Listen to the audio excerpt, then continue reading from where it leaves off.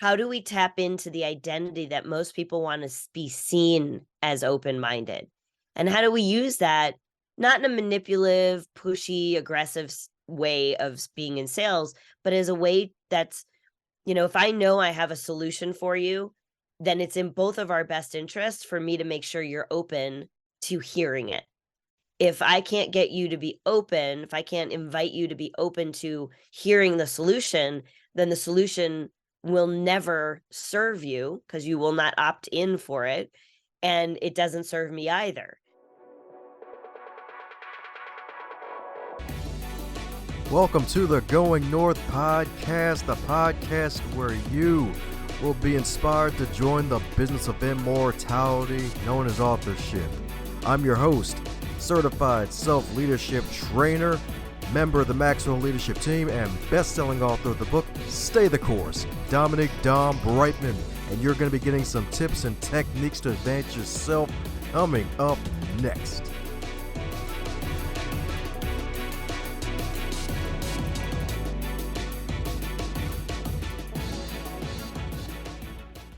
Today's review highlight comes from Mana Kate, all the way from Australia, and her review reads, Dom is sharing such inspiration. Thank you, Dom, for bringing this work into the world. It is so appreciated. Keep shining your light and bringing your own style of curiosity and questioning into the world via this platform. Like, share, and subscribe. Thanks so much for leaving that wonderful 5-star review about the show. And if you would like to do the same and leave a review about the show and how it's helped you out or what you got out of it, please do so via goingnorthpodcast.com or your favorite podcast player.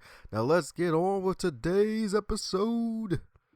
And today on the Highlight Reel Builder for Authors, known as GMP, the Great, Glorious, and Glamorous, is the Going North podcast. We got another super special, awesome human for you today, courtesy of the wonderful Matchbox 20 website. Wait, Matchbox 20 website? No, that was podmatch.com. That's the real site name, where they get to hook you up with some super special, awesome humans where podcast guests get to connect with podcast hosts. And if they're cool, they're freaking in. And today's guest is cooler than two cucumbers, so she's definitely in. Let me tell you a bit about it, because today's guest, y'all, that's right indeed, she's a mompreneur, mom and an entrepreneur, as well as a stand-up comedian, a certified speaking professional, so CSP, y'all, so NSA swag all day, baby, as well as a sales and certified emotional intelligence expert.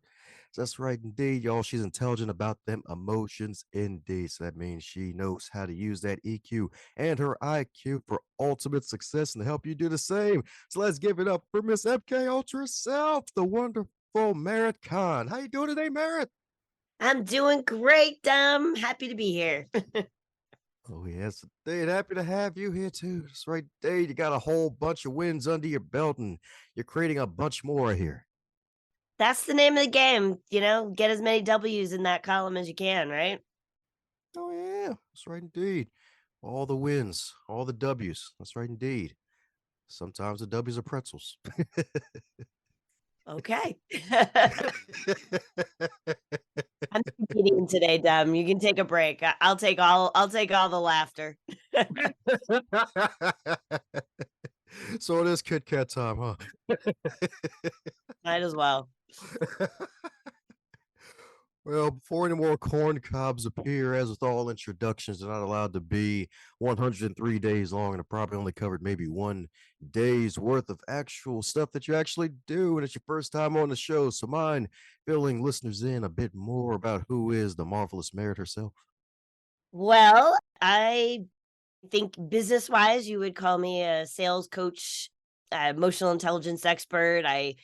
I work with companies and entrepreneurs that are very, very, very good at what they do, but they're so frustrated because it should be easier to get business than it is. So I teach them how to get out of their own way, and I teach them how to stay open for business in spite of anything, and to use their strengths and their emotional intelligence to be able to come up with the better words to say in a sales conversation. So it's people that sell something complex or creative or consultative, but if you can click here and buy now on your offer, then I'm not the coach for you. So definitely things that are customized. And because, I don't like to be all work and no play. I enjoy laughing and I enjoy making other people laugh. So stand-up comedy is a hobby of mine, but technically I've been paid, so I am a professional. And that is, I think, my purpose in life more than anything else. I think, and then there's the mom thing. I have a 19-year-old. I should probably say he's my purpose. But mostly, I think that we all go through ups and downs in our life. And the faster we can get through the drama to the comedy, I think the better everyone is. So I wrote a one-woman comedy show, actually just performed it in Denver, 2 sold-out crowds this weekend. And the whole purpose of that show is really to talk about the journey back to who you've always been. Yes, it's my story of my life, but it's really everybody's story, right? Because we all go through ups and downs in our life. And basically, all I did when I wrote that comedy show was I looked at all of the negative parts of my life and the good stuff too. And I found the comedy in it. And then I make audiences roar with laughter just looking at the comedy in their own lives. That's me in a nutshell. Nutshell indeed. So cashew or almond? Oh, jeez. I mean, you could have picked 2, you could have picked one nut that was good and one nut that was obviously not, like walnuts. Who likes walnuts? But cashew and almond, I mean, that's a tough one. That I think I'd go almond. I just feel like I like to crunch into something. Cashew's a little too soft. So you love the joy, huh? I do. I do. But you put an almond in a Snickers bar, and I mean, I think we're talking pure heaven right there. There you go. That's right indeed. Heaven and earth can still exist, y'all. That's right indeed. That's right indeed. That's right indeed. When it involves Snickers. So my goodness, my goodness. You're actually the first guest we had in a while that's actually done a one-woman show. I think we've had 2 guests in the past. I think Jen Lieberman and I think Tony Ann Johnson did one woman show. So my goodness, my goodness. So what was it like to really put that all together? Because I read one of your books in the past when you had a different name back then, where you talked a bit of your childhood with some adventures. So how was it like to go back in time and then find which parts to put in and which parts to display to get some LOLs out of people? Well, that is an excellent question, and, the idea came about because I was celebrating my 50th birthday, and my idea was I'm gonna do 50 minutes of stand-up comedy for my 50th birthday, and I had about a tight 20-minute set at that point, but as I was workshopping some of the material and I was going over it with my father, who has a background in theater, he said, "I don't see this as a stand-up set. I think that you can use some of the stories you use in your keynotes, because I do a lot of keynotes for business conferences, and I think you can, you're all about, sharing the lessons in life and things like that, and I think you can make this more of a story." So we talked about a structure, and I divided my life into 5 decades, and in each decade, I thought about where was I in life? Who was I? Where was I geographically? Who were the people that were the most important in my life at that time? What were the lessons that I learned? What made me laugh? Where were the dramas and the tragedies of that decade? And as I divided my life into I created that context, then I was able to do some writing just on what it was like at that in that moment. And my first decade was a lot about my grandmother and what I learned from my little grandma, the Avon lady, and it just kind of planted the seeds. And so sometimes you look at your life in the present moment and you see what you learned, but a lot of times who we are, I think personally, I mean, I think this is a universal truth.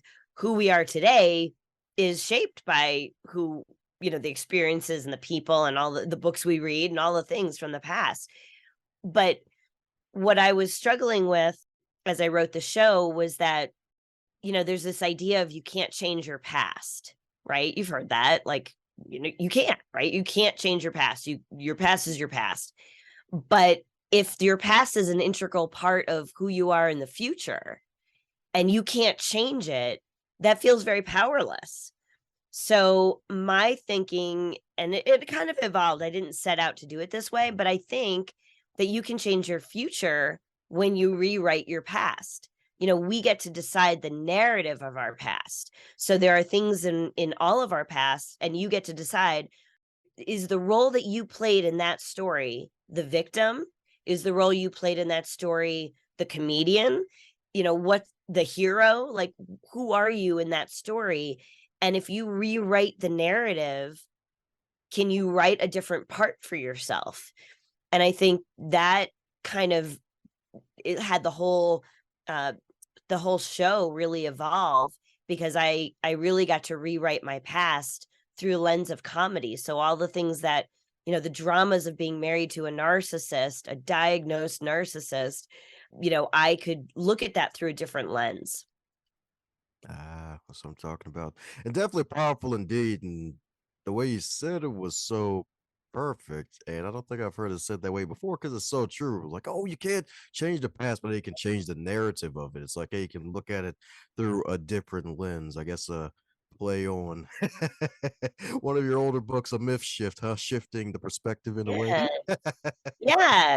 And I love that yes. So my first book, Myth Shift, Challenging the Truths That Sabotage Success, I wrote that in 2016. I was still married at the time. And so my book has my married name on it, which I no longer speak out loud unless I'm talking to my son. And I talk about one of the principles that I talk about in the book is this principle called redeciding. And I think, I work with a lot of business leaders, high powered people. One of the things that they're supposed to be is decisive. And I think being decisive is a strength. That's one of the emotional intelligence attributes we can really assess and measure and track and learn, look at. And it is good to be decisive and be a strong decision maker. However, sometimes we make decisions and then new information comes into our world that would render that initial decision useless and maybe detrimental. So I think it's very important to be able to give ourselves freedom and power to do what I call redecide, which is different than sort of changing your mind. Like, you could change your mind, like, oh, let's go to this restaurant or that restaurant. Like, no one's, like, that's not going to be the end of the world necessarily. You could change your mind, but there's a weakness sort of stigma to changing your mind without a cause. And so by using the term redecide, a leader can say to their team, look, based on the information at the time that I made that decision, that was the right decision. Now new information has come to my awareness and I've redecided. And it's a very powerful way to change course. And so I redecided my own name, right? Many people who get divorced or married, redecide their name. And it's a choice based from a standpoint of confidence and power. You feel good about you're taking someone's name or you're getting rid of someone's name or whatever it is. It's a silly example, but when you make that decision, you gave yourself the opportunity to redecide it. It's definitely a powerful thing. And I talk about that in my show. Literally, I have redecided my name. I went from using Merit Kahn to using Stacy Kahn. Stacy is my middle name. Then I went back to Merit Kahn. Then I went back to Merit, married name we no longer speak out loud. And then I went back to Merit Kahn. So I am redeciding the cover of that book, and I am actually going to, pay the money to revamp that book and edit out all of the married name, just because that's just an emotional decision.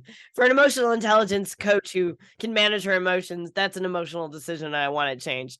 But I think there were some good aspects of that book that, I think one of the best things for authors is to really be a product of the message that you share in your book. Most authors are drawn to share their knowledge, their story, their learning, whatever it is that is having them go through the agonizing process of writing a book.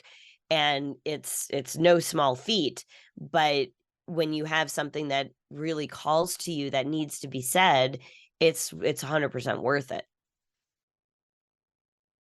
That's what I'm talking about, indeed. Well, I guess we can add Sensational Stacy to the monikers as well. That's what I'm talking about.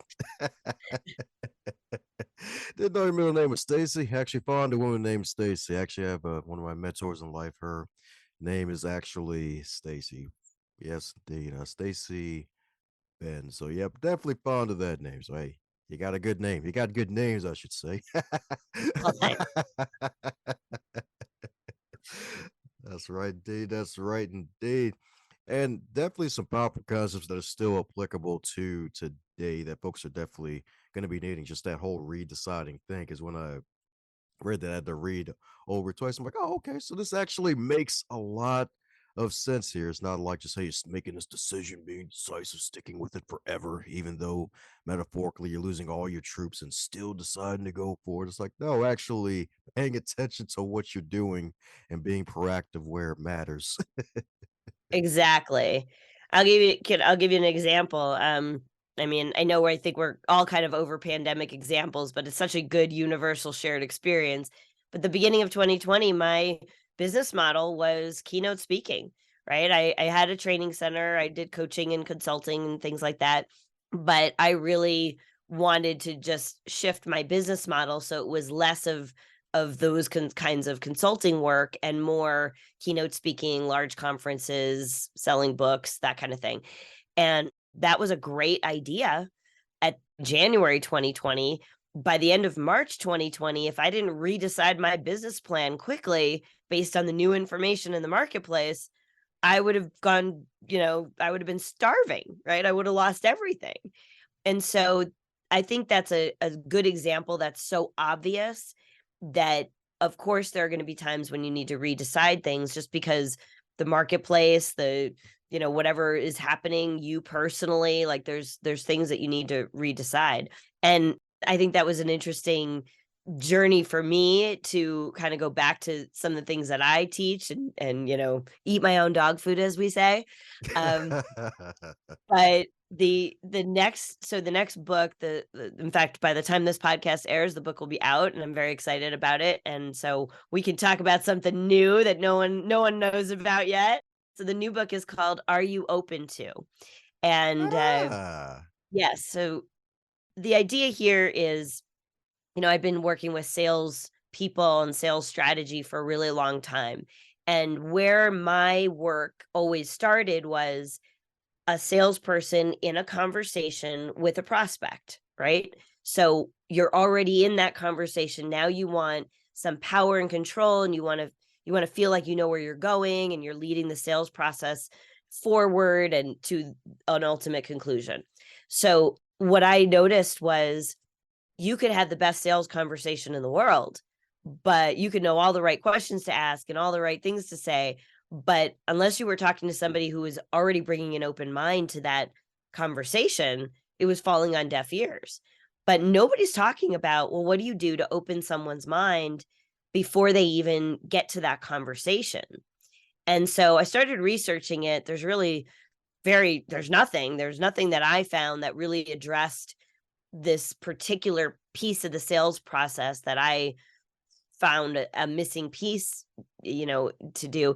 But a lot of people would say, hey, are you interested in hearing about our offers? Hey, are you interested in being on my podcast? Hey, are you interested in using my coaching?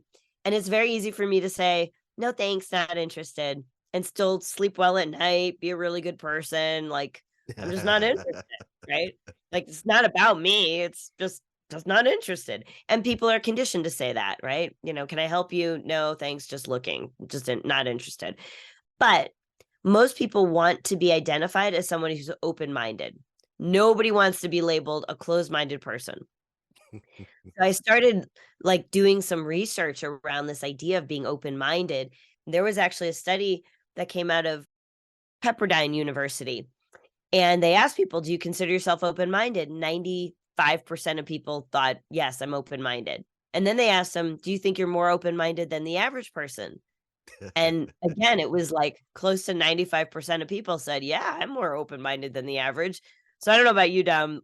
I went to Michigan State. That's not the math we learned. Like 95% of us can't be better than the average. And so what that taught me was how do we tap into the identity that most people want to be seen as open-minded? And how do we use that not in a manipulative, pushy, aggressive way of being in sales, but as a way that's, if I know I have a solution for you, then it's in both of our best interests for me to make sure you're open to hearing it. If I can't get you to be open, if I can't invite you to be open to hearing the solution, then the solution will never serve you because you will not opt in for it. And it doesn't serve me either. So that's why I'm calling the book Are You Open To? Because I've been teaching for years now that the first step to a closed deal is an open mind. And the first thing you have to do is make sure that somebody's open to hearing your solutions. And so I look at that and I can use that lesson in so many different ways. It's no different than a headliner comedian is going to have an opening act. They're opening the audience's mind to the laughter. They're warming them up. And, there's a lot of interesting dynamics between comedy and sales that because I study both of them so like those are my passions. I think it's fascinating, but there's a lot to being open. So that's what I want to teach people to do. And that's what I do in my keynotes is give them lots of stories and examples about how you need to be open and how we think we're open, but sometimes we're not. Oh yeah, definitely indeed. That's right, indeed. That's right. Sorry, opening your mind to being a flat earther. Let me stop. I was messing with Nope. I appreciate other people. That one's been proven. That one's been proven. I'm I couldn't open resist. to, considering the facts, and the facts say no. Yeah, couldn't resist. It was right there. I'm like, yep. Your show. You get to bring whatever you want. Oh, well, that's freaking awesome, though. So that's right. It's a new shiny book to look forward to. Are you open to? So you holding that pillow and all the headshots wasn't just a wonderful pillow. It was a sign of things to come. That's right. It's the That's sign right. of what we needed to Well, look for. it's my version of business pillow talk, Dom. That's right, indeed. So, for your audience that doesn't see us, there is a pillow in the background on the couch that sits behind me. So, in all of my virtual meetings, I'm actually promoting not necessarily the book cover because I made that pillow way before I started writing the book, but it's really because I'm looking at my own screen all day long. It reminds me to be open to everything that I'm hearing from the people that I'm in conversations with, and is a nice reminder for them to be open to what I'm sharing as well. So, use your when I when we first started doing more virtual meetings because that's what the marketplace called for at that time in our history, it dawned on me that, back in the old days, I used to tell people to not so much, I wasn't really like saying like dress for success, but I was saying that, everything that you wear and everything that the way that your notebook looks or whatever, like all of your stuff, everything that goes with you on a sales call is saying something about you. So what is it you want it to say? And be very mindful of, the messages. And so when our screens became an extension of our outfits, it doesn't matter what you're wearing, what, on the bottom half, because no one's seeing that, but it does matter what's what's on your screen, what's in your background. And so when you carefully cultivate what you want, be mindful of, the outfit that you wear. And in today's day and age of virtual meetings, your outfit is everything I can see in the screen. There you go. So by default, if you're a cat person, you have a cat suit when a cat walks through the screen, y'all.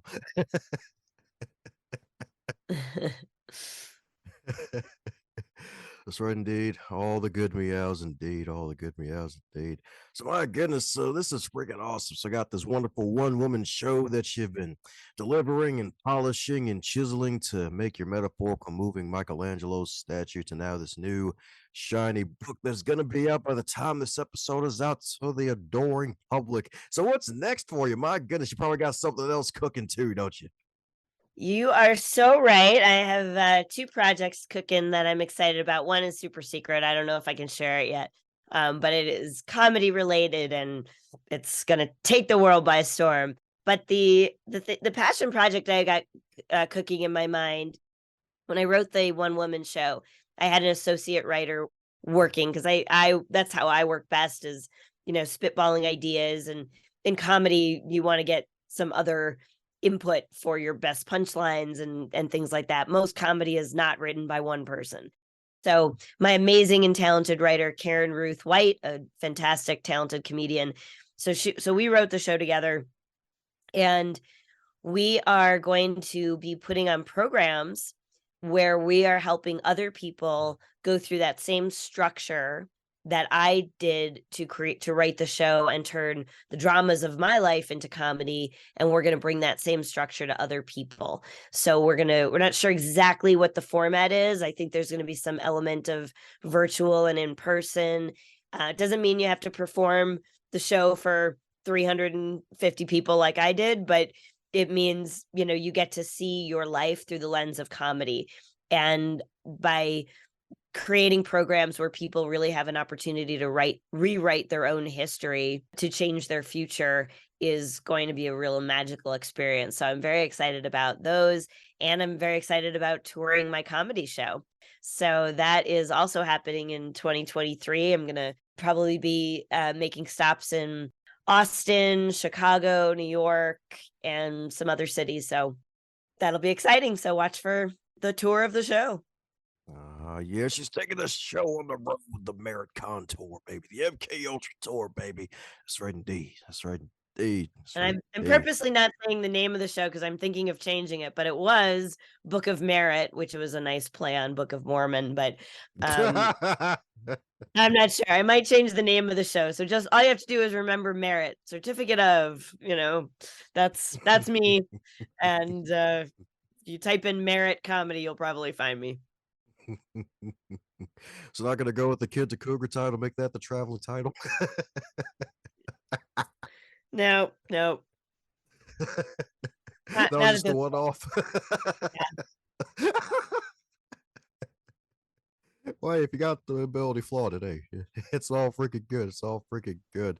Yeah. So my goodness. So since you've been on a few podcasts over the past few months promoting all the stuff that you're doing and all the good stuff you got in the works, is there a question that you wish you'd be asked more often?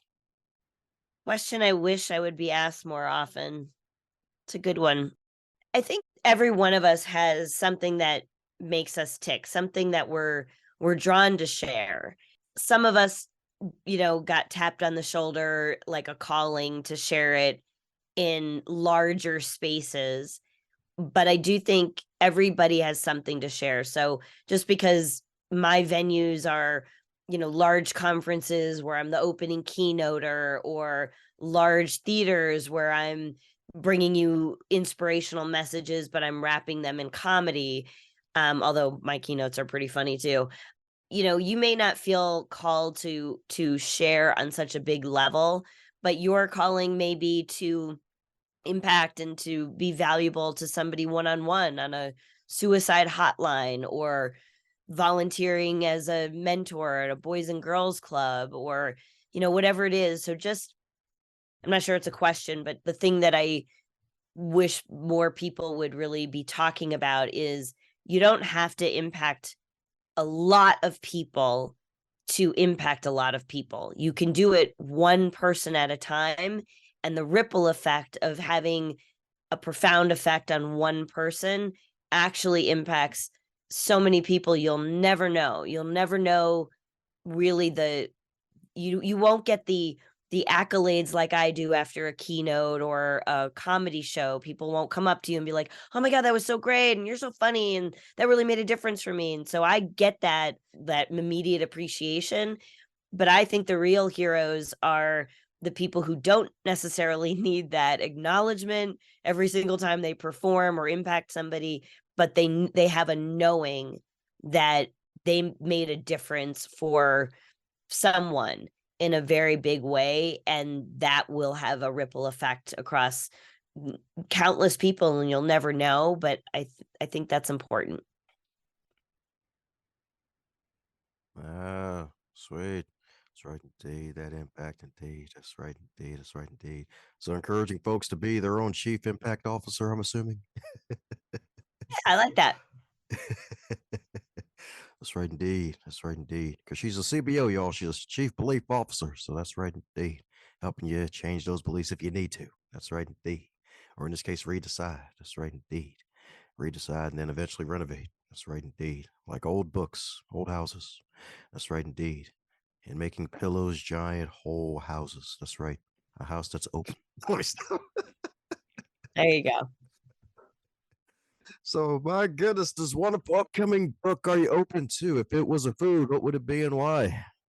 If it was a food, ah, I mean, it might be a smooth cup of coffee just because it'll be fun to with maybe a shot. It might be a coffee with Baileys, I feel like, because the book has like a lot of good content. Like it's written for entrepreneurs and salespeople. I mean, I think we're all in sales. If like, yeah, you got to sell your kid on going to eat their vegetables. You're in sales, so there's stuff that'll wake you up like a good cup of smooth coffee, but then there's like this twist of Bailey's in it because there's humor in it. I'm actually thinking that the last chapter might just be straight up comedy, and so I write like I talk, and it's very there's comedy throughout it. So I think that would be the food group. I do think coffee is its own food group, so coffee with Baileys. That's what my book would be. Coffee's his own religion. Shoot. Man, exactly. That's right. The Church of Caffeine. That's right, indeed. Where the choir is a bunch of Keurig cups. Right. That's right, indeed. That's right, indeed. So you heard that right, folks. So when this book comes out, skip the last chapter, get all the laughs in, and go backwards and read the whole book 2 times over. Leave a review Yeah, 2 times over. That's right, indeed. And then take a selfie with you holding a pillow. Say, hey, it's pillow talk. Merit is there you go. awesome. And then you too can be worthy of merit. I like it. Oh man. So we're coming down to the magical question that every guest gets to receive. And that is if you're to wake up tomorrow and you're 25 again, but you're still in the current year of 2023, what advice would you give to yourself? Get out there and laugh. Like, well, first of all, I would advise myself to not marry a narcissist. That was a bad plan. But other than that, I would say do more comedy. Just find the funny to turn a bad situation around when things go wrong. There's always there's always humor. Sometimes it's harder to find, but the faster you can get to the funny, the better life is. The faster you get to the funny, the better the life is. That's right, indeed. That's right. Find your way to that funny, y'all. That's right, indeed. Find the humorous. That's right, indeed. That's right, indeed. That funny bone, indeed. That's right, indeed. Now make a whole broth. That's right. That's right. And then drink it. That's right, indeed. There you That's right. She's gonna tell the whole world to drink it in, man. The funny bone broth.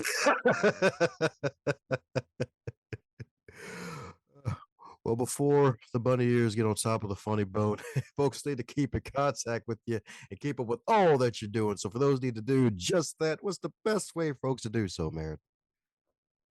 Well, the hub of everything is meritkahn.com. So it's MERITKAHN.com.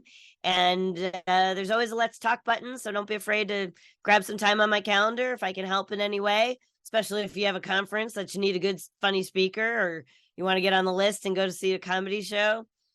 That's the hub. You'll find some free downloads and some forms to fill out to get on lists if you want to stay in touch with me. But yeah, keep in touch, reach out. Woohoo! That's right, indeed. So reach out to the mighty M, the sensational Stacy yourself. That's right, the special K. That's right, indeed, MSK, y'all. That's right, indeed. She's got you covered like a blanket. If you want the funny, she's got the funny. If you want the business advice, she's got that advice, indeed. And it's all wrapped in one freaking package. So that's right, indeed. It's a little package deal, y'all. That's right, indeed. That's right, indeed. That's right, indeed. So, my goodness, any parting words before we close up shop? No, just thank you for having me and make it a funny day. Thanks a bunch for tuning in and setting aside some of your time to listen to this wonderful podcast going north. If you really enjoyed what you heard, do me a solid and share this with your network and someone that you care about that would get something out of it too. And be sure to subscribe to hear more, and heck, even check out the backlog if you would like, because there are hundreds of episodes to choose from, and they just keep getting better and not butter.